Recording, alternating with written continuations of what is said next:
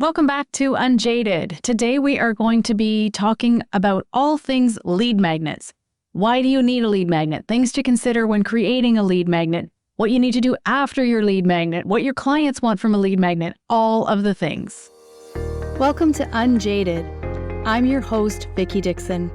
This is a podcast with a human design spin on building the life, the relationships, and the business that you were made for. Let's dive in.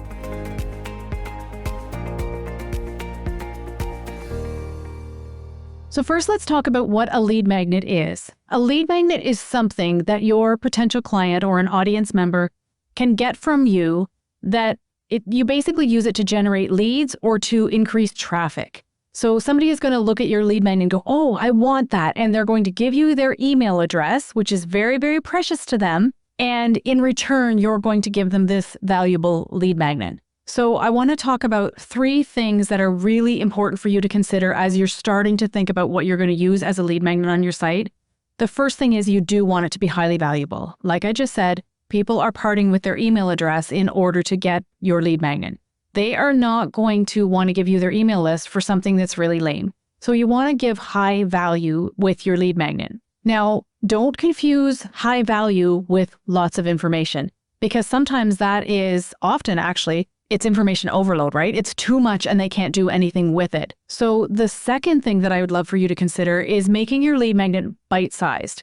What we want to do is that we want to have our audience members, our ideal clients, our new email people, we want to have them have a quick win. We want them to feel like they got something. We want them to actually get something, but we need them to feel like they actually got something out of our lead magnet. And when we just dump information on them, it actually gives them more work to do. I mean, I don't know about you, but I have probably a couple hundred PDF downloads in my files wherever they live in my laptop. God only knows if you saw my laptop. But all of these PDF downloads that I've never looked twice at, or I read the first couple of pages and I'm like, One of the reasons is that it's information overload. Another thing is that people often use their lead magnet as a sales pitch, and that is not what your lead magnet is. So first thing, highly, highly valuable. Second thing, bite-sized so that your audience member or your potential client gets a win. And the third thing is that there is a way to invite them into the next step with you. What you're doing is that you're basically starting them on your customer journey, and it is a journey. So you don't want to give them like everything that they ever are going to need to know about the thing that you do in your lead magnet, partly because of information overload, but partly because you don't want them thinking, oh, I've got what I need now, I can solve my problem. You want to naturally have them want to take the next step with you. And you're going to have them do that through the email sequence that you're going to build on the back end of your lead magnet. Hold on. If this is like, oh my God, she's speaking Greek, don't worry, I'm going to walk you through it. So one of the things that you're going to consider when you start to create your lead magnet, when you start to think about what type of lead magnet you actually want, is the different formats that it can be in. So a quiz works very, very well as a lead magnet. They are probably one of the top performing lead magnets that there are online. And if you're anything like me, you have probably taken quite a few quizzes online. They're just super fun to do, right? And then you deliver value on the back end through your email sequence. So a quiz is a really great lead magnet. Another thing is a video course, a mini course, think micro, like really, really tiny little course. One thing. So say that you offer a 7-step process in your signature program, your signature offer, you're going to give them one thing that they can do in this little micro course. That can work really, really well. It can be a series of like 3 6-minute videos in a PDF or something like that. I'm talking highly consumable here if you go this route. Another thing that I have seen done is where people will release one module of their signature program or their signature course. And that can work really well as well. It gives people a taste of what it is that you do. If you have tons of social proof that your course or program works really, really well and that people do experience a transformation in it, then releasing that first module can be a really effective lead magnet. If you just developed your course and you're still trying to, it's in beta and you're trying to gather feedback from people and testimonials and all of those things, it may not be the best lead magnet. This is more for tried and true courses and programs. PDFs and ebooks. These are probably the most common things. And I'm going to suggest that if you can do something different, do something different because they kind of are overdone. So the thing to remember if you are doing an ebook or a PDF download of some sort is to make it extremely valuable and extremely consumable. So please do not give someone a list of 100 things that they need to do in their life in order to experience a change. Like 3 things is great. 3 things that you break it down. I think I have one on my website. I created it probably 3 or 4 years ago. So it probably needs to be redone, which is another tip. Go back through your lead magnets and see when you need to freshen them up. And I'm at the point probably with a lot of that on my site. But it's the health pitfalls in your human design, because I came from a holistic health background. So I was marrying the 2 careers at that point. And I think it walks you through 3 places where your health lives in your human design, which is consumable. That is enough that someone can look at and go, okay, this is how I sleep. This is how I eat. This is how my brain works, something like that. Or you could even just do it like, this is how your brain works on human design. Like, you can really chunk it down. Our tendency is to always add more and more and more and more and more information, but think, how can I simplify it? The highest compliment you're going to get from someone is that you have simplified something so that they can understand it. And that's what you want to do in your lead magnet. Another thing that's really popular is a checklist. So, 3 ways to know that you're off track in your business. 5 mistakes you're making in your sales funnel. 3 things your child is eating that is interfering with their sleep. Something like that. Like, just a really quick little checklist. That can be a good lead magnet. A scorecard. So this is something that Adam Shively does. He is the Podcasting Business School podcast. Look him up if you have a podcast. He's really great to listen to, but he has a scorecard, and he suggests that anyone can use a scorecard, and it gamifies something for someone. So people will love to participate in it because it makes it a game for them, whatever's going on in their life that you help them with. Finally, there are a bazillion different things that you could do for sure, but this is the final one that I'm going to talk about, is an audio recording. So there's someone in my Content by Design course right now, and she offers a 10-minute meditation as her lead magnet, an audio recording of a meditation as her lead magnet to get people into her world. And it works very, very well. So those are just a few of the formats that you could consider. And honestly, what I would do is I would start to look around online, look at your competitors, even though competition isn't really a thing, you know that, right? But look at your competitors, look at people that are outside of your niche. So I think I'm in the human design space, and I think so often we look to other human design providers as for content ideas and things like that. It's like, no, don't do that. Look at other businesses and see how you can adapt it to your niche. So have some fun with that. Another thing that I want you to think about as you start to create your lead magnet, or as you redo your lead magnets, is start with the end in mind. What action do you eventually want people to take with you? So if I'm selling a content creation course, then I'm not going to have a lead magnet that talks about how to raise your kids. If I'm selling a course on creating sales funnels in your business, I'm not going to have a meal planning lead magnet in my business. Now, those are extreme examples, but I see this all the time where people have something as a lead magnet on their site and it has nothing to do with what they actually do for a living. So then people get into your sales funnel, your email sequence, your welcome sequence, and you're talking about something completely different from the lead magnet.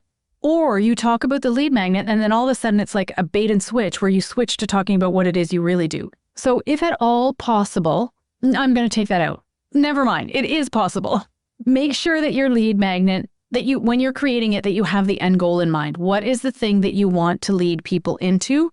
And what can you provide them as a quick win in your lead magnet? How can you break something down that will lead them to that ending point with you? You're going to go backwards when you're creating your lead magnet. The purpose of your lead magnet, yes, it is to get leads into your business. That's why we call it a lead magnet. It is to get people on your email list, but it is also to give them a natural progression. Like, think of it as a walkway where they are taking step after step after step on the customer journey. You want the natural progression to be that they want to work with you in your paid offers. So once people have downloaded your lead magnet, then you're going to want to send them some welcome emails. You may have heard of this called a sales funnel. I personally hate that term, but I use it because I know that you know what it means. But a sales funnel, a welcome sequence, a nurture sequence. You want to let people know that they've landed. So you're going to deliver your lead magnet in your email sequence, and then you're going to give them some other things that they need to know in order to continue in your world. You want to let them know that they've landed in the right place. You want to let them know who you are, what you stand for, what your community stands for if you have one, things like that, and how you can help them. Don't shy away from letting people know how you can help them. And one of the biggest mistakes that I made in my business for years and years and years and years and years, think a decade or more, was not selling something early in my email sequence. And what this did was that it set people up to continually want free information from me, free services from me, because they got so much for free without ever having an exchange of money. So it's really important in your welcome nurture sequence, whatever you call it, the emails that you send after your lead magnet, it's really important that you give people the opportunity to purchase something. It doesn't have to be a big something. It can be a $3 something, a $7 thing, an $11 thing, a $97 thing. It doesn't matter at all the price point or even really if they buy it.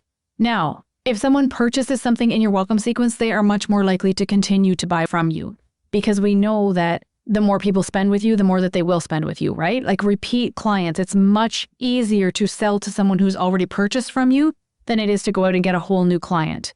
I'm just thinking how I want to unpack this with you, which I wish you could see me thinking here, but I know that you can't because you're listening to a podcast. But even if they don't buy the thing that you have for sale in your welcome sequence, they are aware now that you actually sell things and that this is how you make a living. And there's value in that as well. So you don't have to come on hard sell. You can even have a little message at the bottom of your emails that says, when you're ready, here are 3 of the ways that we can work together. Or when you're ready, I offer human design readings. Or when you're ready, I teach women who are burnt out how to align, blah, blah, blah, blah, blah, blah, blah. So this little sentence at the end of your email can be very, very important. But basically, you don't want to set people up in your email sequence for just receiving a pile of free information from you. You want to let them know that there is an energetic exchange that's possible. So that was a little bit more than lead magnets, but it kind of gives you the idea of why you need a lead magnet, things to think about when creating your lead magnet, make sure your client is getting a win, and then give them the opportunity to purchase something in your first welcome sequence. And maybe that's what we'll do on the podcast next is unpack how to write your welcome sequence. That would be a fun thing to do. Let's do that. So remember that life is going to kick you around. Your head is going to maybe feel like it's being kicked around a little bit as you're kind of swirling in this lead magnet conversation, but don't worry, just stay unjaded. And P.S., let's talk about your human design. So much for the sign off.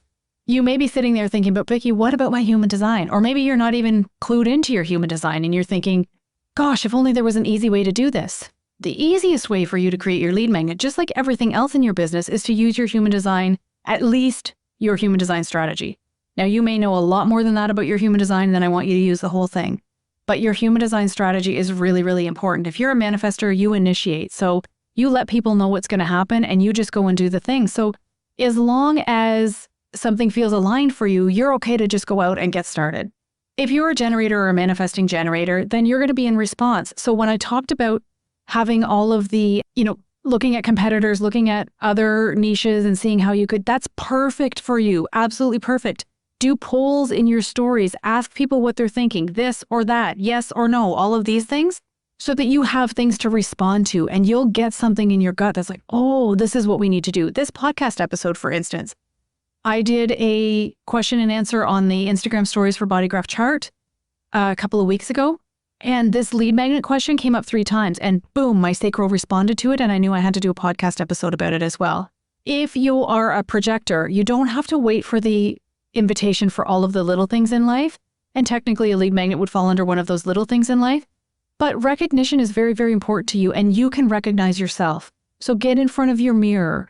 Recognize yourself for something that you do well in your business.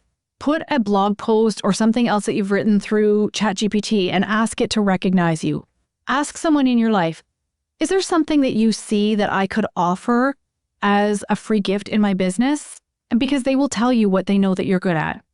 And then if you're a reflector, I think it's really, really important for you to focus on what your community needs from you. You are here to reflect back to your community. So what does your community need to hear from you? What are you seeing in your community that you wish could be different? So lean into your human design strategy as you create your lead magnet, just like everything else in your business. It's a magical way to live.